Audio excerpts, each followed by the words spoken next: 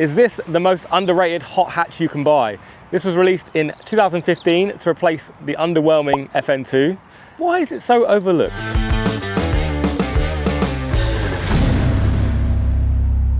So this is an FK2 Type R, and when it was introduced in 2015, people were very critical because they introduced a turbo to the K20. The naturally aspirated purists were not happy because Honda make some of, if not the best naturally aspirated engines. The K20, the B18, the F20 from the S2000.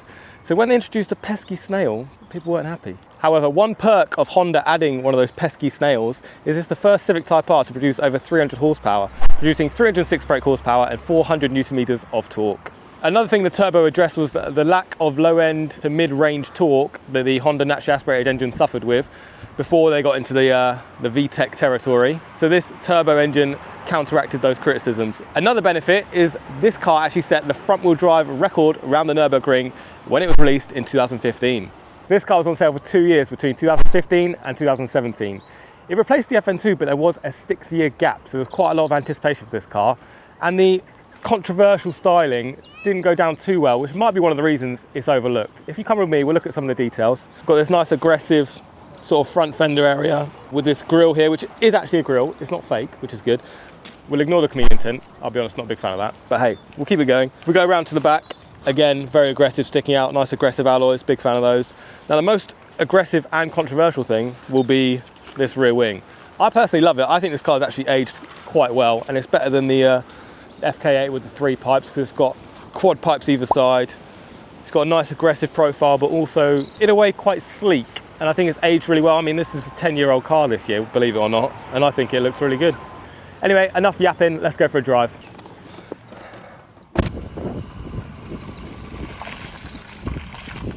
First impression, actually, first thing that jumps out at me is the seats. I absolutely love these seats. I think they look so good and they're so buckety, so comfortable.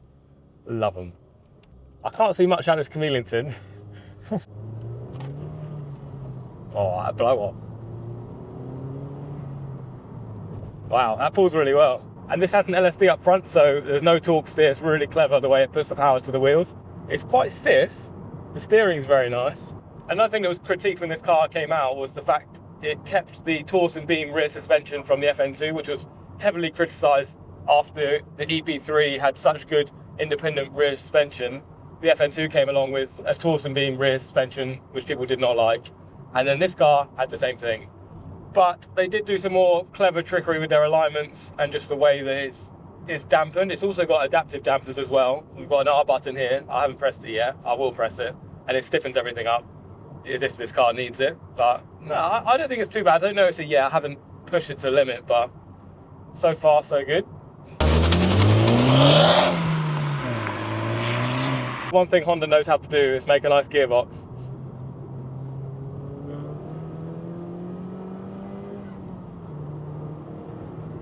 That engine pulls so well. It still feels like a Honda, which I think is important. It's so easy to get a turbo engine and not feel like a Honda because of the VTEC, but the power still comes in quite late. It just has that low end torque that it needed. I'll slow down now because no one's behind me, and I'll do a little, maybe a second gear.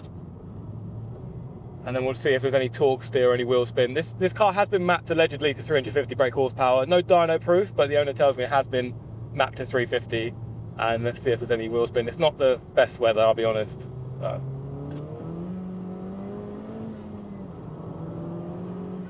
Okay, a little bit of wheel spin, but that's the weather. But you can feel the way the tyres are crawling to grip up.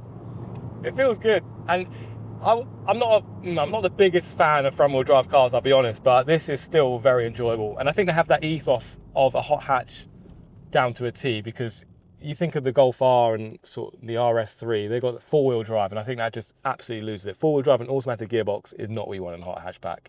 You want front-wheel drive and a manual, and a playful suspension, which this is.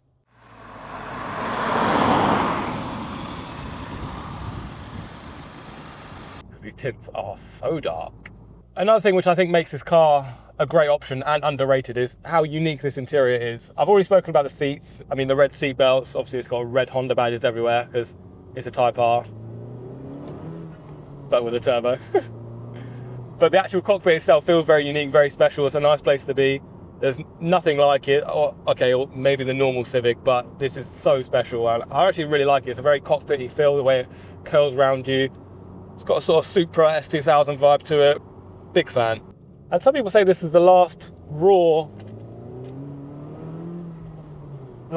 Civic Type R before the newer, fatter, more Americanized ones where they've got rev matching automatically and all of these settings. It's a lot bigger, a lot heavier. Some people do call this the last raw one, and it sitting here, and like I say, 10 years old this year, it does feel quite raw and pretty fun, which I think is essential for a hot hatch.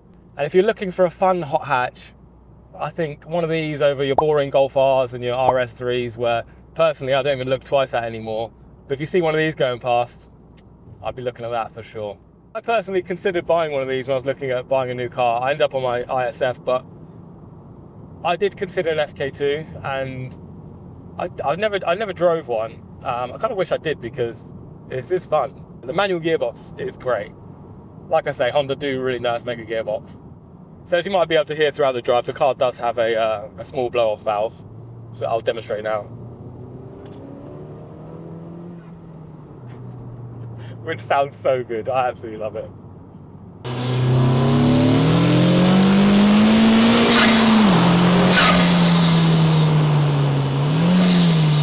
So what I'm going to do now is press this R button to the right of the steering wheel. Well, plus R basically puts it in R mode, as if it needs any more aggressiveness. And the gauges all change, all go red.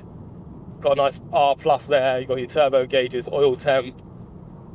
It just feels even more race car. And you can feel it straight away, stiffens up the dampers. If I downshift, throttle response is quicker. Ooh. Wow, that does make a big difference. And that just sharpens everything up. The steering's heavier. Yeah, that really brings it alive. As if it didn't feel alive before. Now, it feels really on edge, in a good way. So staying in this plus R mode, I'm just going to call it R mode because it should really be R mode, is the suspension immediately, as soon as I pressed it, I know maybe a bit of placebo, but I can feel it stiffen up. Some people say this car's stiff, but if I'm buying a Type R, I want it to be stiff and aggressive. Yeah, I'm not on the limit, so I can't really feel the benefit or lack of benefit from that Torsen rear beam. But from where I'm sitting, it feels pretty playful, pretty good. But yes, very firm. So if you don't want if you don't want a harsh ride, maybe a different car would be your answer. Yeah. So I do think this is one of the most underrated hot hatches you can buy for sure, and I think it'll be a car that holds its value, and in the years to come I think it'll be one that people will look back fondly, whereas they didn't when it was new. And I think, like I say, if you're in the market for a hot hatch or just a car that can do everything, this is the one. You want to take the kids to school in the morning, do a track day in the middle of the day, go pick them up in the afternoon, this will tick those boxes and you'll have fun while doing all of it. And I think that's crucial for a hot hatch. You can do everything. It's got a massive boot, big rear seats. It's just got everything you need out of a car, and a lovely manual gearbox and a great engine, which keeps the VTEC feeling, but with a turbocharger and, like this car, a nice blow-off valve.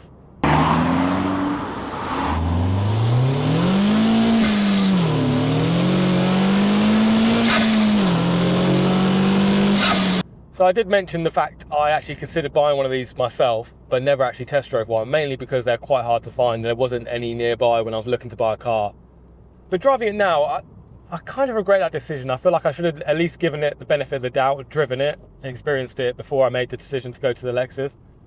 I don't think I would have bought it after driving this, but I do think it would have been a harder decision than it was without driving it. So what I'm saying is, if you're even slightly considering one of these, go and drive it before you make your decision, 100%. I do think this engine retains that VTEC sort of characteristic that people loved and I love.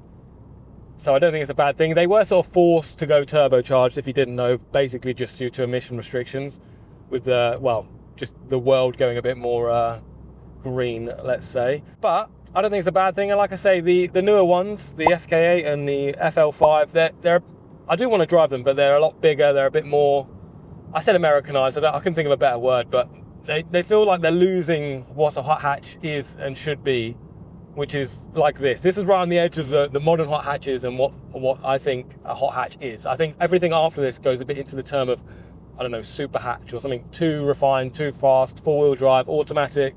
I want a manual gearbox, I want front wheel drive, I want too much power, I want to be wheel spinning every gear. That's what I want to have a hot hatch. And I do think some of the criticisms Honda face for their Civic Type Rs, especially the FN2, this one, maybe even the FK, but I know people like the FK, but the FN2 specifically, and this, based on a very similar chassis to the FN2, was because the EP3 was so good and so ahead of its time. And I do think they were a little bit their worst enemies there. This generation of Civic is so rare to see. I don't think I've ever seen one on the road, actually, and maybe one, a red one, and that was it.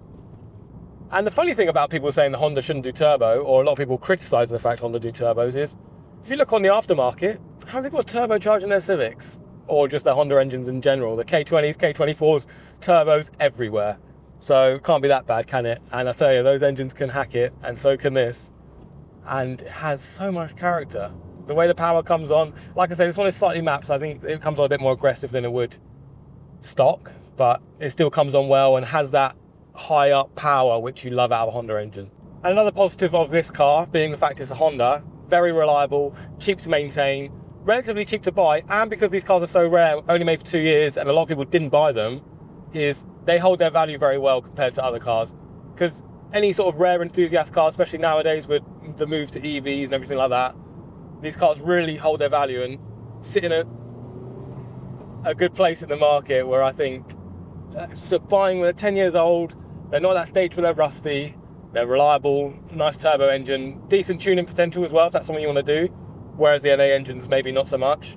So yeah, that's my opinion on the FK2. I think it's super underrated, super overlooked, and I think if you're in the market for a hot hatch, steer away from the Golf Rs, the RS3s, all those boring ones, the M140is, forget all of them, consider one of these. Just go and drive one, go and see what it's about.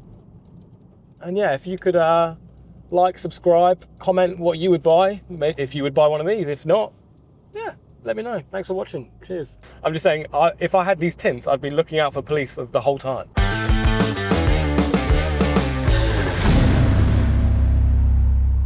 Well, sort of put the baseline for the FK8, which people love. I'll take that bit out. M badge. Right, I'm in review mode now, okay, guys, so silence, please. Got a nice 996 there. No one would have said that 10 years ago. Well, lack of low end and mid end. So this car was on sale for. Gosh.